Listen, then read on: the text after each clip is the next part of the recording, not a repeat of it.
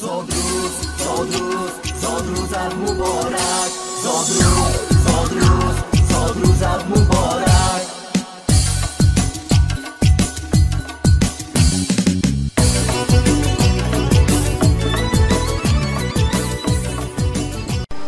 اولین گفتار ما باشد سلام، بعد از آن آغاز می یابد کلام. آنان که نخواندید سرود تاجیک، غفلت زده اید از وجود تاجیک. بنیاد زبان تاجیکی خود باشد، بنیاد همه بود و نبود تاجیک، گفتند استاد لایق شیرالی. با چنین گفتاری نکه حسن آغاز می بخشیم برنامه تبریکاتی و موسیقی زادروز مبارک. السلام علیکم بینندگان عزیز، امیدواریم که خوب و سلامت هستید و با برنامه های تلویزیونی سیما این شام زیبایتان را استقبال میگیرید. درود میگوییم به همه شما، به همه آن نفرانی که در این سنه جشن مولود دارند و یا دیگر سنه های فرح بخش حیاتی را جشن میگیرند. صمیمانه شاد باش میگوییم. باید گفت که امروز روز زبان تاجیکی و جشن زادروز پیشوای معظم ملت محترم امام علی رحمان است. بله، زبان تاجیکی همچون رکن مهم تحکیم وطن دوستی و خودشناسی ملی، احترام به ملت و گذشته خود بوده نشان از پایداری استقلالیت دولتی می باشد. ارج گذاشتن به ملت این دانستن زبان تاجیکی و احترام به فرهنگ ملی است. بله عزیزان، جشن زبان کودکی، زبان مادری، زبان اجدادی، زبان تاجیکی برای همه شما عزیزان مبارک باشد.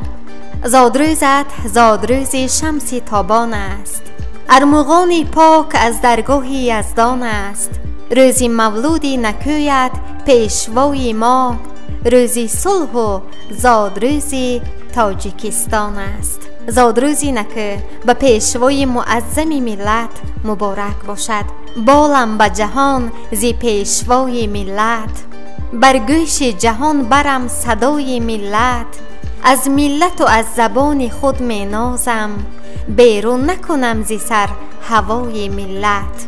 زی پیشوای معظم ملت 100 ساله ها زی پاینده باشی. با چنین تمنیاتی نیک حسن آغاز می بخشیم برنامه امروزه را.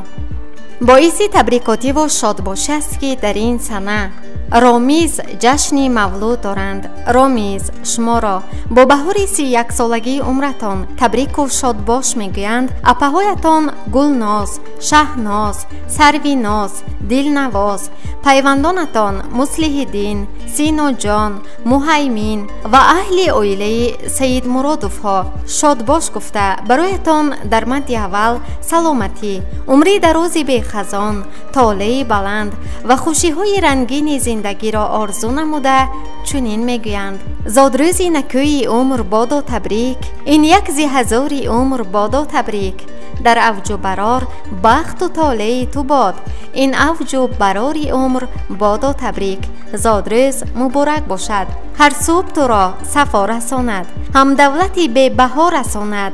در روز تولدت رامیز 100 بار دیگر خدا رساند. زادروزی نکه مبارک باشد. رامیز شما را اپهایتان صمیمانه شادباش گفته میگویند. چو صدی پیر گردی کم نبینی، چو حافظ شاد باشی غم نبینی، چو جامی عاقل و فرخنده باشی، چو سینا در دل و در دیده باشی.